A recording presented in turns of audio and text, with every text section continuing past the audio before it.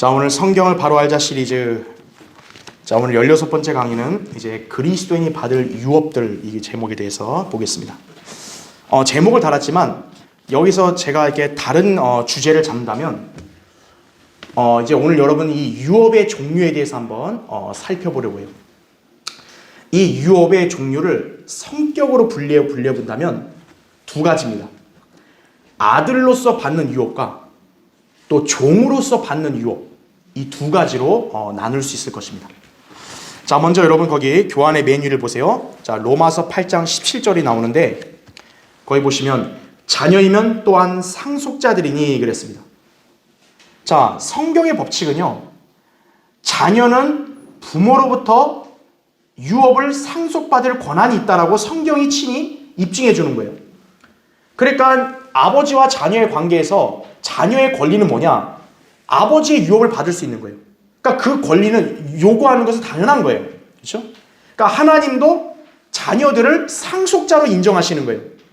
그분의 영광스러운 유업을 상속받을 권리가 있다라는 거예요. 우리 자녀들에게. 그렇죠? 자, 근데 보세요. 상속자들인데 하나님의 상속자들이요 라고 하면서 콤마가 쳐져 있죠. 그리고 또 뭐라고 나와요? 그리스도와 함께한 공동 상속자들이니 라는 말이 나옵니다.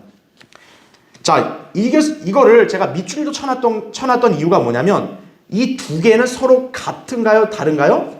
다르다라는 거예요. 하나님의 상속자들이 있고 또 그리스도와 함께한 공동 상속자들이 또 있는 거예요. 자, 그러면 계속 보세요. 우리가 그와 함께 뭘 받아요? 고난을 받은 것은 함께 뭘 받아요? 영광도 받게 하려 함이니라. 그죠? 공동 상속자에게는 이런 조건이 있는 거예요. 그와 함께 고난을 받아야 영광도 같이 받는다라는 거죠. 예. 공동 상속자입니다.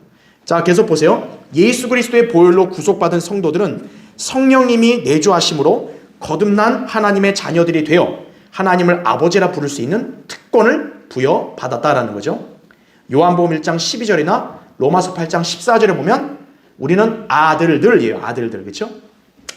특히 아들에게는 유업을 상속받을 권리가 주어진다라는 거죠.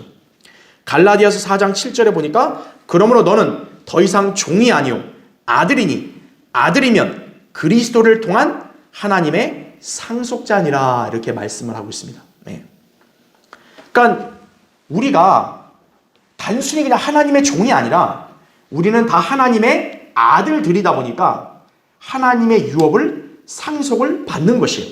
예. 우리는 단지 그냥 예수 그리스도를 믿음으로 그냥 지옥에서부터 구원받았다. 그냥 이 사실만 알고 감사했잖아요. 근데 우리의 구원은 단순히 지옥으로부터의 구원만이 아니라 하나님의 유업을 상속을 받는다는 것도 우리에게 보장된 거예요. 자, 여러분이 예수 그리스도를 영접한 그 한 가지 그 은혜로 인해서 여러분이 받게 될 이 놀라운 영광을 생각한다면 우리가 감사하지 않을 수가 없는 거죠. 그렇죠? 예. 자, 그러면 보세요. 모든 그리스도인들은 주님께서 공중 재림하실 때 그리스도의 심판석에 설 것이다. 이거죠. 고린도서 5장 10절에 나오죠. 그때 그리스도인들은 자기의 행위에 따라 각각 멸류관과 유업을 받을 것이다. 그러나 단순히 아들이라는 이유만 하나만으로 무조건 모든 유업을 받는 것만은 아니다. 성경에서 유업은 두 종류인데 하나는 말 그대로 아들이기 때문에 받는 유업이고 다른 하나는 행위에 대한 보상으로 주어지는 유업이다. 그죠? 이때 아들로서 유업을 받을 그리스도인들은 모두 하나님의 상속자들이 되고 행위로서 유업을 받으려면 그리스도와 함께 공동 상속자로 인정받아야 한다. 이것이 바로 그리스도인들 간에서도 나타나는 차이다라고 했습니다. 자, 여러분 이제 이 유업을 좀 성경에서 정의하는 개념을 좀 먼저 정의를 하고 갈게요. 자, 우리가 유업이라고 했을 때는요, 이 유업은 성경에서 유업은 주로 무엇으로 얻어지냐면 사실은 이게 행위로 얻어지는 거예요. 행위로. 그러니까 원체로 본다면 그리스도인도 유업을 행위로 얻는 것이에요. 근데 거기서 좀 한 단계 더 나가서 그리스도인은 아들이다 보니까 아들로서 자동적으로 받는 유업도 따로 있는 거예요. 그 차이점을 기억하셔야 돼요. 자, 일단 우리가 구약 성도와 신약 성도의 한번 차이를 볼게요.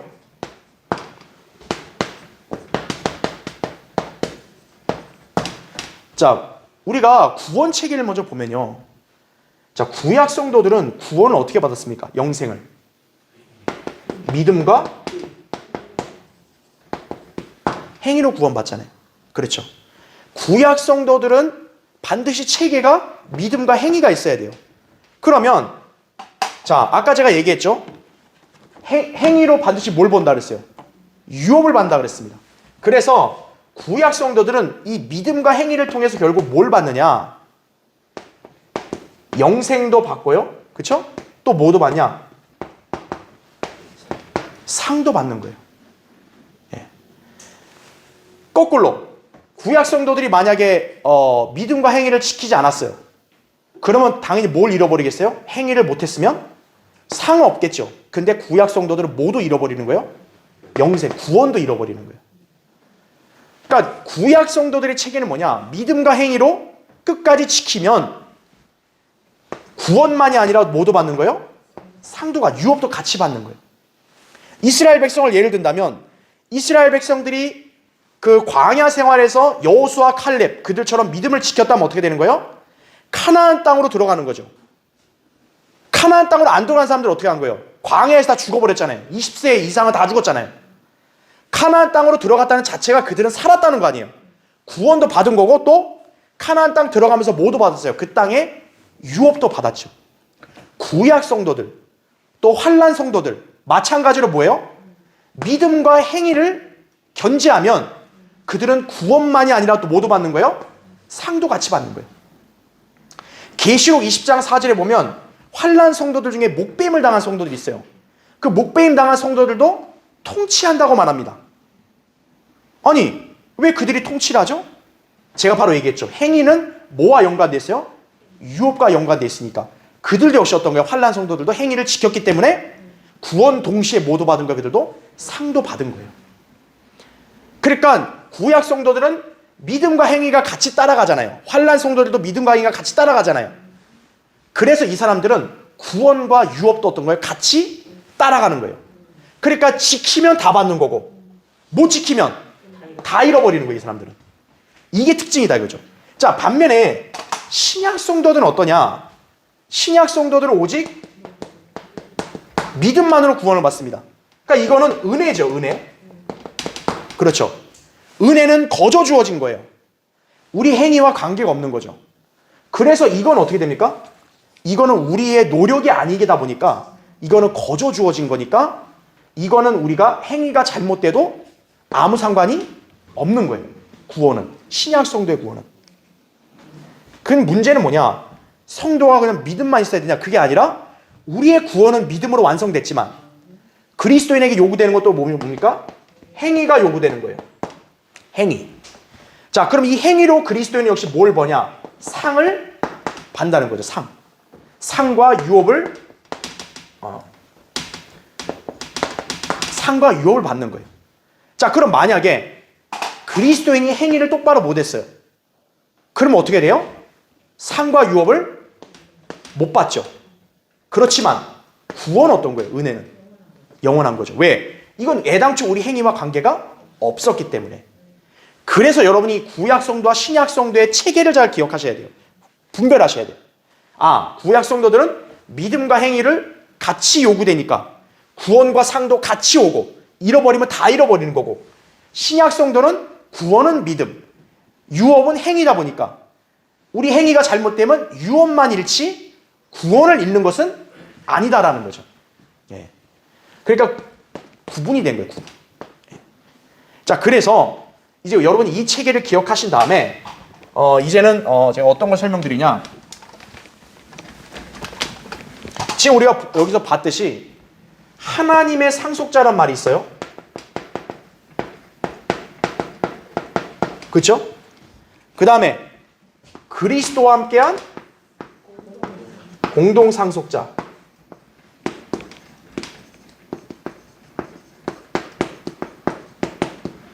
여러분, 이 명칭이 바로 뭐냐면 제가 아까 설명한 신약성도 체계와 연관지으면 되는 거예요. 자, 하나님의 상속자들, 말 그대로 뭐예요? 아까 아들이 상속자라고 그랬잖아요. 그러니까 이거는 하나님의 아들들에게 해당되는 거예요. 그렇죠? 그러니까 이거는 뭡니까? 아들로서 유업을 받을 권리가 있는 거죠. 하나님의 상속자들은. 그러니까 아들로서 유업을 받는 거니까 우리가 아들은 어떻게 됐어요? 우리 행위로 된 거예요? 아니죠. 은혜로 된 거죠. 그러니까 이건 역시 뭡니까?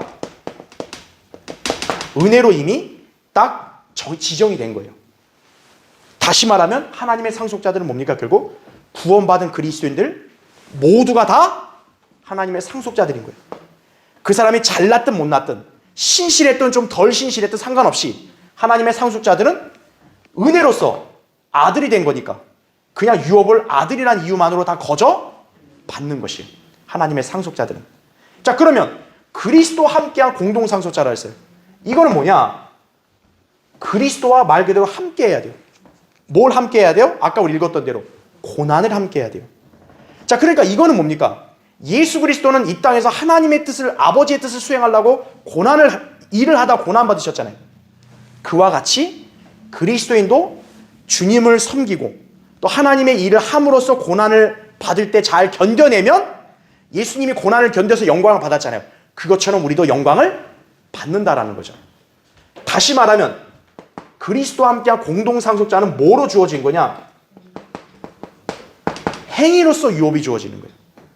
아까 제가 얘기했잖아요. 유업은 뭐로 벌어들여요? 행위로 벌어들인다 그랬잖아요. 그렇죠. 아까 구약 성도들은 행위로 영생을 얻잖아요. 근데 우리는 믿음으로 영생을 얻었잖아요. 그러니까 분리가 돼야 되는 거예요, 우리는. 그래서 하나님의 상속자들은 누구나 될 수 있지만 그리스도와 함께한 공동상속자가 되려면 이게 무슨 말이냐면 우리가 예수님과 동등한 공동상속자라는 얘기예요. 여러분 뭐 보통 회사 이렇게 공동대표하면 뭐 어때요? 동등한 권한 아니에요. 예수 그리스도와 동등한 위치에 상속받는다는 거예요. 이게. 행위로서는 유업이다라는 거죠. 그렇죠? 이게 어떻게 보면 이게 종으로서 해당되는 거죠. 그렇죠? 그렇기 때문에 만약에 내가 행위를 똑바로 못했다. 그러면 어떻게 되는 거예요? 이건 해당이 돼요? 해당 못 돼요? 해당 못 되고 이거는 취소가 안 된다는 거죠. 아무리 꼴보기 싫고 아무리 못난 놈이라도 어쨌든 어때요? 내 아들이면 상속해주세요. 그러면 상속해줘야 돼요. 아들로서는 받겠지만 종으로서는 안 된다는 거죠. 예, 그러니까 이 체계를 잘 분리하셔야 돼요. 그러니까 오늘 여러분 이 체계만 알면 사실 오늘 이 성경 공부 내용은 여러분 핵심을 다 본 거예요, 사실. 예. 자, 그러면 일단 교환을 보세요. 1번 보세요. 하나님의 상속자들 아들로서 받는 유업에 동참한다 그랬어요. 자, 그러면 하나님의 상속자들이 어떤 유업을 받냐? 첫 번째 1번 보세요. 하늘에 속한 유업에 동참한다 이거예요. 자, 하늘에 어떤 유업이 있냐면 밑에 1번 보세요. 모든 그리스도인들은 하나님의 자녀들로서 아버지 하나님과 영원히 함께할 처소를 유업으로 받게 된다는 거예요. 자, 아버지의 집을 어때요? 나중에 아들이 물려받잖아요. 하나님이 지은 처소, 대저택을 어때요? 나중에 우리 그리스도인들이 자녀들이 거기서 이렇게 권리를 갖고 사는 거죠. 예. 아버지는 우리 아들들을 위해서 그런 대저택을 마련해 놓으신 거예요. 자, 그 교환의 그 성경 구절 나오죠? 요한복음 14장 2절 3절 보면 내 아버지 집에는 많은 저택들이 있느니라. 그렇지 아니하면 내가 너희에게 말하였으리라. 나는 너희를 위하여 처소를 마련하러 가노라.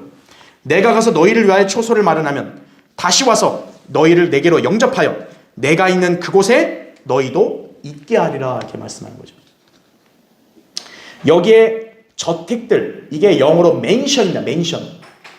맨션 하면 여러분 뭐 쉽게 연상하는 게 뭡니까? 우리 뭐 재벌들 보통 이렇게 대저택 있잖아요. 그걸 연상해야죠. 근데 개역 성경에 이걸 뭐로 바꾸냐? 방들로 바꿔서 방들. 그냥 단칸방. 네. 아니 하나님이 고작 자녀들에게 단칸방 하나 주는 거예요? 빌라 하나 주는 거예요? 그걸 갖고 영광스러운 유업이다 그렇게 하면 하나님이 생색 내시는 거죠. 그죠? 성경이 그렇게 변개되면 안 되는 거예요. 거기는 방들로 된 거, 방들. 아, 우리 집도 방 3개인데 뭘, 그죠? 방들로 하면 뭐예요? 저택. 맨션, 이거 주는 거죠. 그쵸? 예. 여러분이 하나님의 아들이라는 이유 하나만으로 여러분은 이제 대저택에 사는 거예요. 아멘. 자, 2번 보세요. 우리는 하늘에 속한 시민들로서 마땅히 하늘에서 마련된 유업을 상속받는 것이다. 이 유업은 마땅히 썩지 않고 쇠잔하지 않는 유업이라고 성경에서는 기록하고 있다. 베드로서 1장 4절에 보면은 썩지 않고 더럽지 않는, 쇠잔하지 않는 유업이라 그랬어요. 아파트나 주택은 어땠습니까? 20, 30년 되면 노후가 되죠. 부시고 재건축해야 되죠. 새 예루살렘은 그런 거 없어요. 예. 하늘에 속한 유업은 썩지 않는다 이거죠. 예. 3번, 예수님께서 마련하신 이 처소는 말씀에 따라 저택이라고 불리는 매우 큰 집인데 앞으로 온 우주가 불타 없어진 후 우리가 살게 될 새 예루살렘을 지칭하는 것이다 라는 거죠. 예, 새 예루살렘. 자, 4번 보세요. 우리가 거할 새 예루살렘의 형체와 규모가 실로 상상할 수 없을 만큼 아름답고 찬란한 곳임을 성경으로 알 수 있어요. 이걸 한번 찾아볼게요. 여러분 요한계시록 보세요. 요한계시록 21장.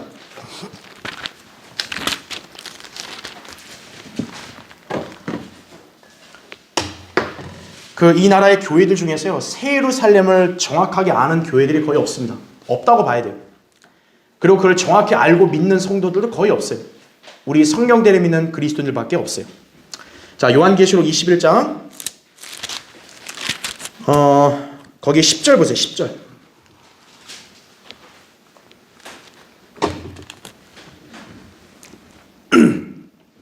요한계시록 21장 10절에 그가 영 안에서 나를 이끌어 크고 높은 산으로 가서 그 큰 도성 거룩한 예루살렘이 하나님께로부터 하늘에서 내려가는 것을 내게 보여주니 하나님의 영광이 있어 그 도성의 광채가 가장 귀한 보석 같고 벽옥 같으며 수정같이 맑고 또 크고 높은 성벽도 있으며 12대문이 있고 그 문에는 12천사와 이름들이 기록되어 있는데 그것은 이스라엘 자손 12지파의 이름이더라 라고 말하죠. 그 다음에 여러분 거기 16절 보세요. 16절. 그 도성은 네모가 반듯하며 길이와 너비가 같더라. 그러므로 그가 갈대로 그 도성을 측량하니 1만 2천 스타디온이요 길이와 너비와 높이가 같더라. 이렇게 말씀하고 있죠. 18절 보세요. 그 성곽은 벽옥으로 지어졌고 그 도성은 순금으로 맑은 유리 같고. 여러분 그래서 쭉 이제 도성 성벽 기초석이 나오죠. 그 21절 보세요. 또 그 12대문은 12진주니 그 문들은 각각 한 개의 진주로 되어 있더라. 그 도성의 거리는 순금이며 투명한 유리 같더라. 이렇게 말씀하죠. 네. 거리가 어때요? 순금. 여러분 금길 걸어봤어요? 금길? 황금길. 황금길을 걷는 거예요. 금 요만큼 가지려고 막 얼마나 금값이 이게 비싸다 이러는데 여러분 황금길을 걸어가는 거예요. 황금길을. 대문이 어때요? 진주로 되어 있는 거예요. 저 철문이 아니야. 나무문도 아니에요. 진주로 되어 있는 거예요. 그게 새 예루살렘이에요. 그렇죠? 길이가 얼마냐? 2,400km가 되는 엄청난 거죠. 우리나라 전체 지금 서울과 부산이 300km잖아요. 그렇죠? 그러니까 우리가 거할 새 예루살렘 그 도성 자체가 그렇죠? 아무리 못해도 8배 이상 거예요. 우리나라 남한의 한 8배 이상 큰 거죠. 거기에 이제 그리스도인들이 사는 거죠. 자, 락만 목사님의 이렇게 이제 계산을 따르면요. 자, 이 지상에 살고 있는 이렇게 만약 구원받은 사람들이 이렇게 한 80억 명이라고 가정했을 때 어림 잡았어요. 이것도 많이 잡은 거예요. 2000년 교회사 동안 구원받은 사람 80억 명이나 가정했을 때, 자, 이 사람들에게 줄 수 있는 공간 이렇게 따져보면 이렇게 가로 세로가 각 3,965m로 결국 1,575만 제곱미터 면적이다 그랬어요. 그래서 마치 뭐랑 똑같냐면 여러분 경복궁 있죠. 경복궁의 36배, 자금성의 22배가 여러분 개개인의 저택이 되는 거예요. 네. 그것도 80억 명을 어림 잡았을 때 80억 명. 근데 80억 명 되지도 않아요. 제가 볼 때는 교회 시대에 구원받은 사람들이. 그리고 이것도 역시 뭐냐, 이렇게 빼고도 여전히 공간이 많이 남아요. 그럼 그 뭐겠어요? 공원들, 호수들, 정원들. 왜냐하면 그 도성처럼 만들어줘야 되니까. 그렇죠? 거기는 오직 신부인 우리 그리스도인들밖에 못 사는 거예요. 네. 자, 여러분은 바로 이 새 예루살렘 그 도성을 유업으로 상속받는 거예요. 무료 분양권을 다 가진 거예요, 여러분이요. 저택의 무료 분양권을. 펜트하우스? 그거 산다고 아이고 나는 부자라고 그렇게 행세하는 사람들은요. 그건 비교도 안 되는 거예요. 그렇죠? 자, 새 예루살렘 지금 너무 할 게 많으니까 여기까지만 하고요. 자, 밑에 5번 보세요. 갈라디아서 4장 26절에서는 이 성읍에 대해 우리 모두의 어머니라고 말씀합니다. 위에 있는 예루살렘이 우리 모두의 어머니다. 그러니까 우리 그리스도인들의 진정한 본향은 대한민국이 아니라 새 예루살렘인 거예요. 자, 하나님의 아들들이 된 그 모든 그리스도인들은 이 땅에 소망을 두지 않고 하늘에 있는 예루살렘을 간절히 사모하며 바라보아야 하는 것이다라는 거죠. 여러분, 새 집 산 사람들 어때요? 그 새 집 빨리 들어가고 싶어가지고 막 하루하루 막 그냥 기다리잖아요. 아, 이게 시간이 안 가냐? 빨리빨리 입주하고 싶다. 아니, 새 예루살렘이 그러면 여러분 입주를 빨리 안 기다린다는 건 말이 안 되잖아요. 그렇죠? 예. 자, 사도 바울은 이 의미를 알기 때문에 자신의 삶을 하나님께 온전히 드린 거예요. 그렇죠? 예. 그리고 자기 몸을 속히 떠나 주님과 함께 있고 싶다고 그런 거죠. 예. 여러분도 그러한 자세를 가져야 되는 것이. 자, 그래서 아들로서 주어지는 유업의 첫 번째는 새 예루살렘이에요. 예, 우리의 거처. 그렇죠? 그럼 2번, 두 번째 우리에게 주신 유업은 뭐냐? 예수 그리스도와 같은 변화된 몸이에요. 자, 구원받은 모든 하나님의 아들들은 예외 없이 다 어때요? 예수 그리스도와 같은 영광스러운 몸으로 다 변모되는 거예요. 그 몸을 입는 것이. 1번 보세요. 단지 그리스도인이라는 이유 하나만으로 또 하나의 유업을 받는데 예수 그리스도의 몸과 같이 썩지 않는 완전한 몸일 것이다 이거죠. 무슨 진시황이 무슨 불로 뭐 장생중 그런 말 같지 않은 그런 짓 하다가 죽었잖아요. 지옥 가고. 그죠? 네. 그리스도인은 공짜로 예수 그리스도와 같은 영광스러운 몸을 다 입는 것이. 그런데 여러분, 이 몸을 빨리 안 입고 싶나요? 현재 여러분의 몸이 좋으면 안 입을 수도 있겠지만 현재 여러분 몸이 좋나요? 늙은 사람이든지요, 젊은 사람이든 젊은 사람이든지 병자든지 건강한 사람이든지 남자든지 여자든지 우리 모양이 어떠하든지 예수 그리스도께서 우리를 맞으러 오시면 그분과 같은 그 모습 그대로 예수님의 부활하신 몸처럼 변화받은 33살 남자의 완전하고도 초자연적인 몸으로 변할 것이다 이거죠. 부활하신 예수 그리스도의 몸 33살 반이었죠. 남자죠. 그렇게 바뀌는 거예요. 그래서 요한일서 3장 2절에 보면 우리가 그분 그대로 그분을 본다 그래요. 그게 무슨 말이에요? 우리가 여기 있는 여러분을 다 볼 때마다 다 누구로 보이는 거예요? 전부 예수 그리스도로 보이는 거예요. 그러니까 예수 그리스도를 보는 게 뭐예요? 우리가 옆에 성도를 볼 때마다 다 예수 그리스도를 보는 거예요. 전부. 그게 요한일서 3장 2절에 나온 말씀이라는 거죠. 부활하신 예수 그리스도의 몸 순간이동이 자유자재였죠. 네, 생각하는 대로 어디로 다 갔죠? 미국 한번 가보고 싶습니다. 딱 뿅 싸가지고 가는 거예요. 지금 미국 가려면 비자 받고 뭐 비행기 타고 뭐 어쩌고 저쩌고. 그렇죠? 예수님의 몸은 바로 초자연적인 이동이 가능했죠. 또 예수님의 몸은 음식을 먹어도 살이 안 찌고, 그렇죠? 안 먹어도 되고 그런 자유자재 몸이었죠. 예수님이 병 걸린 적 있을까요? 부활하시고 나서 40일 동안 아이고 감기 걸렸다 예수님 그러신 적 있어요? 없죠. 예. 그런 몸이다. 그죠? 자, 2번 보세요. 로마서 8장에서는 유업을 받는 양자됨을 설명하면서 몸의 구속을 말하고 있어 이 변화받은 몸 또한 우리의 유업이라는 것을 알 수 있다라는 거죠.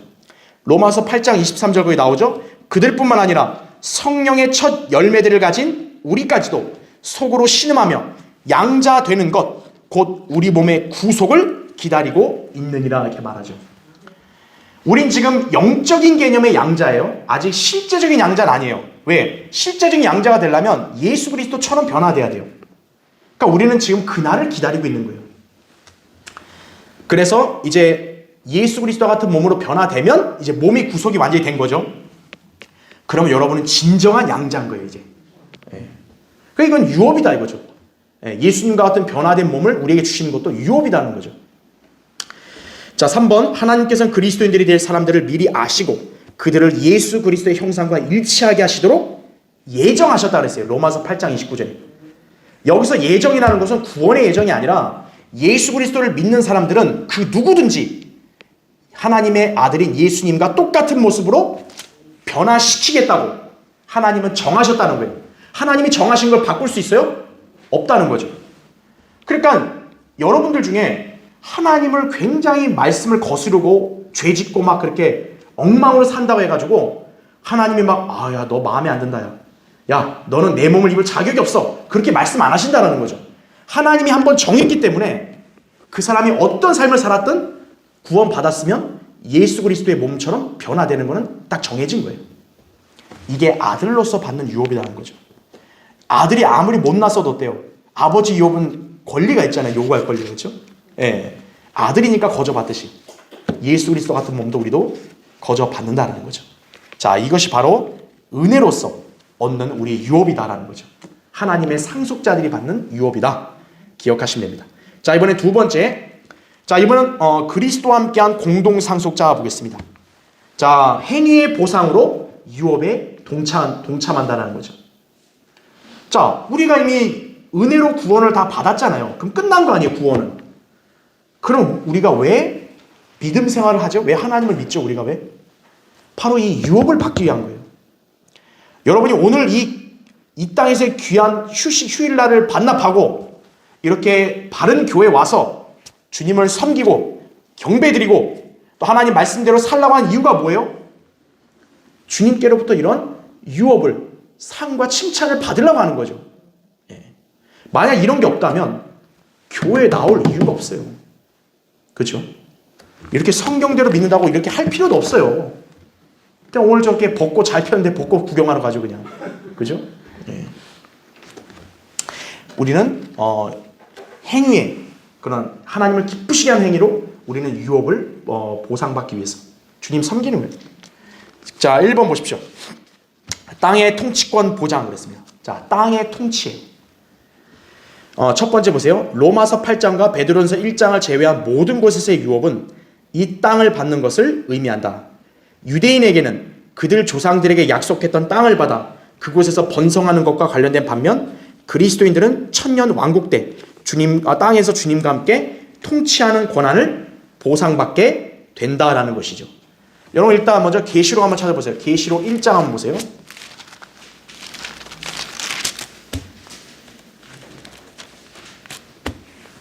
계시록 1장 6절 보시면요.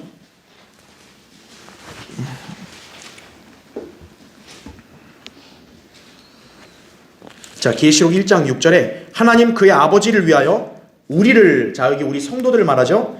왕들과 제사장들로 삼으신 그분께 영광과 권세가 영원 무궁토록 있을지어다. 아멘 그랬죠. 그리스도인들은 뭐예요? 왕들, 제사장들 이렇게 말씀하시는 거예요. 그럼 이 왕들이 그냥 영적인 개념이 아니라는 거예요. 왕은 당연히 뭘 해야 돼요? 통치를 해야죠. 그게 왕이죠. 베드로전서 2장 9절에도 우리를 뭐라고 부르냐면 왕 같은 제사장들이라고 부른다고요. 그냥 제사장이 아니라 우리는 왕들이라는 거예요, 실제로. 자, 그러면 계시록 5장 보세요. 5장. 여러분 거기 10절 보세요.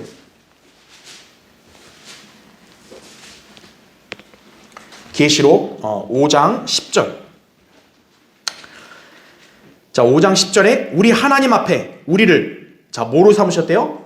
왕들과 제사장들로 삼으셨으니 자 보세요. 우리가 어떻게 한대요? 땅 위에서 통치하리로다 이거예요. 그럼 이게 여러분 영적이겠어요? 땅 위라고 명확하게 장소도 나왔고 통치한다 그랬잖아요.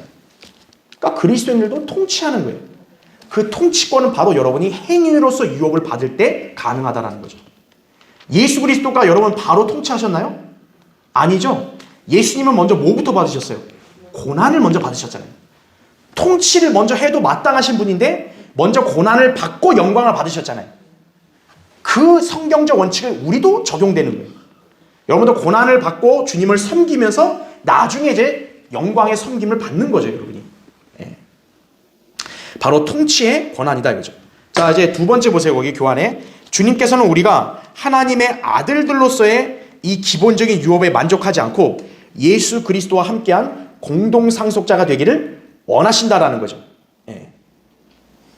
여러분 한번 예를 들어보세요.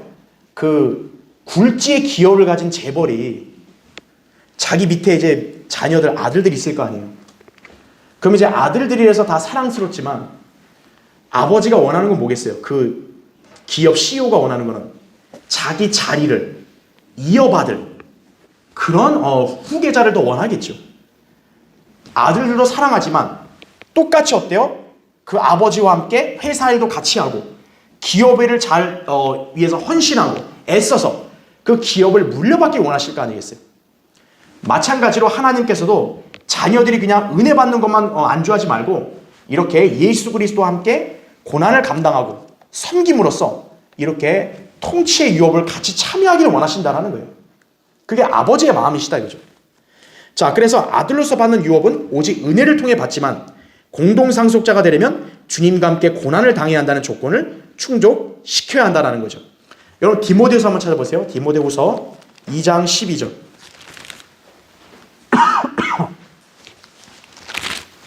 디모데후서 2장 12절.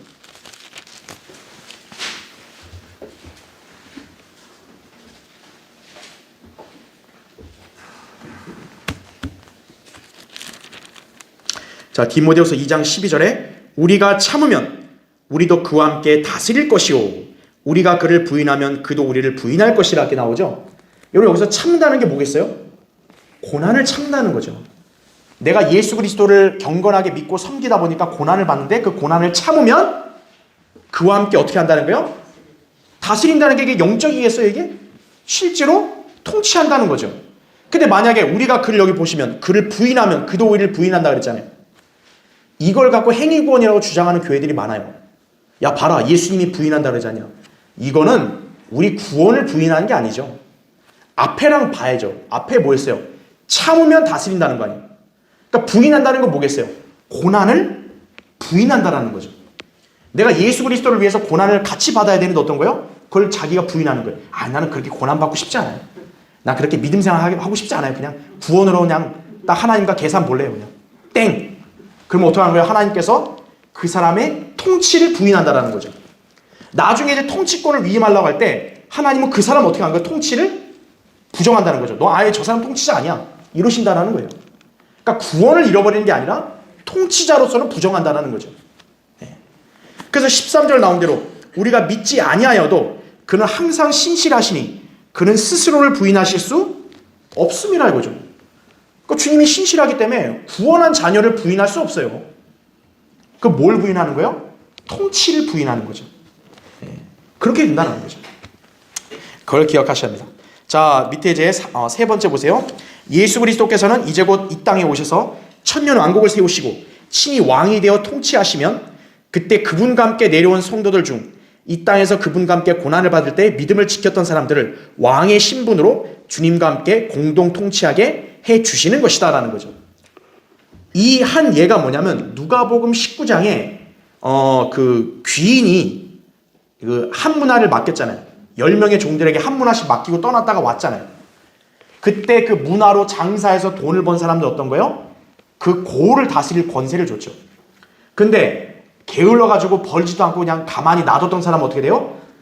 하나님께서 그냥 그것도 뺏어버렸죠. 예, 통치권을 안 주셨죠. 예, 바로 이거예요.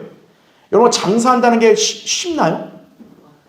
엄청난 노력과 수고가 필요하잖아요. 바로 그리스도인도 이 유업을 받으려면 그런 행위가 있어야 된다는 거예요. 주님을 위한 그런 열심과 노력이 있어야 된다는 거예요. 네 번째 보세요. 왕의 위엄을 상징하는 것은 머리에 쓰는 뭡니까? 면류관이죠. 여러분 면류관이 뭐냐면 왕관이에요. 왕관. 옛날에 왕들이 항상 뭘 써야 돼요? 왕이라는 걸 위엄을 상징하려면 머리에 뭘 쓰잖아요. 그 면류관이라고요. 바로. 주님께서는 그분을 신실하게 섬긴 성도들에게 훗날 그리스도의 심판석에서 면류관을 하사하실 것인데 그들이 주님과 천년 왕국의 공동 상속자들이 되어 통치할 것이다 라는 거죠. 여러분 주님이 재림하실 때 있잖아요. 우리 주님도 뭘 쓰세요? 머리에? 면류관을 쓰신다고요. 계시록 19장에 보면 우리 예수님이 쓰신 면류관은 많은 면류관들이야. 면류관을 너무 많이 쓰셨다고요. 그게 뭐냐면 면류관이 바로 왕권을 상징하는 거예요. 그래서 그리스도인들에게 왜 면류관을 이렇게 유업으로 주시냐면 그 면류관이 그 통치권을 상징하기 때문에 그러는 거예요. 자, 우리는 이제 예전에 5가지 면류관 잘 봤기 때문에 자, 여기서는 뭐 따로 언급 안 하고요. 자, 그럼 이제 2번 보세요. 자, 이 공동 상속자의 조건은 뭐냐? 그리스도와 함께 고난에 동참해야 되는 거예요. 자, 밑에 첫 번째 보세요. 특별히 유업을 얻는 것은 그리스도를 위해 얼마나 고난 받았느냐에 따라 좌우된다 이거죠. 예수 그리스도를 섬길 때 닥쳐온 고난을 피하려 하지 않고 그 모든 고난을 주님을 시인하며 견뎌낸 성도들이 이 유업의 동참자들인 것이다 이거죠. 자, 그 다음 페이지 보십시오. 그러니까 우리가 기억해야 될 게 뭐냐면 여러분 그 성경대로 예수 그리스도를 믿고 섬기는 게 여러분 쉬운 일이세요? 어려운 일이에요. 여러분이 하나님 말씀대로 지키는 거 해보세요. 이게 얼마나 어려운 일인가. 그러니까 상이 값진 거죠. 여러분 그 올림픽이나 경기할 때 상은 1등이 영예를 받잖아요. 그렇죠? 예. 요새는 뭐 2등, 3등도 주지만 1등이 영예를 받잖아요. 올림픽에서 아무리 은메달, 동메달 많이 따도요. 금메달 한 개한테는 안 됩니다. 은메달 200개를 따도요. 뭐 2, 300개 따도요. 금메달 한 개한테 안 되는 거예요. 그게 규정이에요. 그래서 금메달 따는 게 쉽나요, 여러분? 어렵다니까요. 네. 그러니까 행위로 유업을 얻는 것은 어려운 거예요. 그러니까 내가 그걸 노력해서 벌어들이는 거죠. 여러분이 생업에서 돈을 벌 때도 어때요? 열심히 일을 해서 그 노력의 결실로 월급을 받는 거 아니겠어요? 행위로 얻는 유업은 바로 그와 같은 개념이라는 거예요. 네. 노력이 있어야 된다는 거죠. 그래서 거기 두 번째 보세요. 메뉴에 그리스도인으로서 고난은 주 예수 그리스도를 믿고 섬김으로써 받게 된다는 거죠. 여러분 사람이 섬김을 받는 건 쉽죠. 근데 내가 주님이나 또 다른 사람을 섬기는 거 쉬워요, 어려워요? 어렵다고요. 섬기니까 고난이 자연스럽게 있는 거예요. 그 고난을 감당하는 거죠. 자, 그래서 거기 보시면 이는 너희가 유업의 상을 주께로부터 받을 줄 알미니. 그죠? 자, 여기 무슨 상이라고 나와요? 유업의 상이라고 나오죠? 그러면서 보세요. 너희가 주 그리스도를 어떻게 하고 있대요? 섬기고 있습니다. 자, 여기서 우리 이제 정의를 아는 거예요. 유업의 상은 뭐로 받는 거예요? 주님을 섬김으로 받는 거다. 행위라는 거죠, 행위. 그러니까 여러분이 오늘 이 자리에 온 것도 바로 그런 유업, 상을 주님께로부터 칭찬받기 위해서 온 거다라는 거죠. 네. 자, 우리는 구원을 단지 믿음으로 말미암아 은혜로 받았지만 유업의 상은 성경대로 믿고 섬기는 행위로 얻는 것이다, 이거죠. 네. 그래서 이런 행위에는 필연코 고난이 수반될 수 있는 거예요. 네. 그걸 우리가 기억해야 합니다. 자, 이제 3번 보세요. 믿음과 인내로 지켜야 하는 유업이다 그랬어요. 여러분 행위를 하려면 반드시 뭐가 필요해요? 인내가 필요하죠. 그렇죠. 네. 구약 성도들이 그 구원 받으려고 할 때 행위로 그 지키는 게 얼마나 힘들겠어요. 인내가 필요하잖아요. 신약 성도들은 어때요? 인내로 자기 상을 지키는 거예요. 자, 첫 번째 보십시오. 유업이 행위에 따라 얻는 보상이라면 또한 뭐에 따라 잃어버릴 수도 있다고요? 행위에 따라 잃어버릴 수 있다. 여러분이 신실하게 믿음 생활을 잘하면 상을 보장받지만 갑자기 믿음을 저버리고 신실한 믿음 생활을 하지 않으면 어떻게 되는 거예요? 여러분이 쌓은 상도 잃어버릴 수 있다는 거예요. 우리가 구원받은 것은 행위가 아니라 은혜로 받는 것이기에 결코 잃어버릴 수 없지만 행위에 따라 얻은 모든 것들은 행위에 따라 잃어버리기도 하는 것이다라는 거예요. 자, 2번 보세요. 우리가 주님을 위해 얼마나 신실했느냐에 따라서 유업이 쌓여졌다면 다시 죄짓고 타락함에 따라 그 유업이 없어질 수 있다라는 거죠. 이것은 우리가 살아있는 동안 주님을 위해서 열심히 일해야 하는 동기를 부여하는 것이다라는 거죠. 그러니까 어떤 좀 어리석은 사람은 이미 구원받았는데 뭐하러 교회에 나가서 예배드려요? 이런 소리 하고 있어요. 자기가 이렇게 예배드리고 주님을 섬기는 동기는 주님을 앞에 맞섰을 때 칭찬을 받기 위함이에요. 칭찬을 못 받으면 뭐 받는 거예요? 책망을 받는 거예요. 자, 유업을 잃는 것에 대해 성경에서 이렇게 경고하고 있다. 여러분 거기 고린도전서 6장 9절하고 갈라디아서 5장 19절 21절 나오죠? 자, 이 구절이 뭐냐? 육신의 죄들을 지었을 때 해당되는 거예요. 자, 여러분 여기 나중에 교환을 읽어보세요. 저는 여기서 이제 어떤 것만 여러분에게 강조할 거냐면 그 구절들의 맨 마지막에 보면 뭐라고 나와요? 하나님의 나라를 어떻게 한대요? 상속받지 못할 것이라 이거죠. 제가 얘기했죠. 이 하나님의 나라는 영적인 게 아니라 장차 천년 왕국 때의 유업을 가리킨다 그랬죠. 예. 그러니까 우리가 유업을 상속받는 것이 아들로서는 은혜를 거저받았지만 이런 행위는 어떤 거예요? 공동상속자는 이러한 육신의 죄들을 멀리하고 성령을 따라 행해야 행하는 노력으로 받는 거란 얘기죠. 상속이다 이거죠. 상속. 근데 내가 이런 노력을 안 하고 육신에 따라 살면 어떻게 되는 거예요? 상속을 못 받는다라는 거죠. 못 받는다. 네. 그걸 말씀하는 거죠. 자, 그래서 밑에 네 번째, 신실하게 주님을 위해서 고난받으면서까지 일에서 쌓아놓은 유업을 이러한 죄들 때문에 잃어버린다고 생각하면 우리는 유업을 더 많이 받도록 노력하는 것 못지않게 자신에게 쌓여진 유업을 믿음과 인내로 굳건히 지키는 것 또한 분명히 해야 할 것이라는 거죠. 많이 벌면 뭐예요? 다 잃어버리면 아무 소용없이. 밑 빠진 독에 물 부어봐요. 그 소용 있어요? 여러분이 유업을 버는 것도 중요하지만 여러분이 믿음으로 잘 지켜서 유업을 유지하는 것도 중요한 거예요. 그러니까 여러분이 이 성경대로 믿는 믿음의 대열을 잘 지키고 하나님 말씀대로 잘 섬겨야 되는 것이에요. 자, 결론적으로요. 신실한 그리스도인은 현 세상이 아닌 다가올 세상을 잘 살기 위해 대비하는 사람이에요. 우리는. 어차피 이 세상은 사라져 버릴 거예요. 그렇다면 잠시 머물다 떠날 이 세상에서 우리가 주님과 함께 고난을 감당하지 못할 이유가 무엇이냐 이거예요. 십자가 없이는 멸류관이 없다는 것이 성경적 원칙이에요. 우린 모든 일에 정신을 차리고 고난을 견디며 전도자의 일을 하고 자신에게 주어진 직무를 완수하도록 노력해야 할 것이다라는 거죠. 자, 여러분도 믿음을 인내로 잘 견디시고 또 주님께 칭찬받을 것을 고대하면서 이 땅에서 주님을 잘 섬기시기를 바랍니다. 자, 다음 시간에 계속하겠습니다.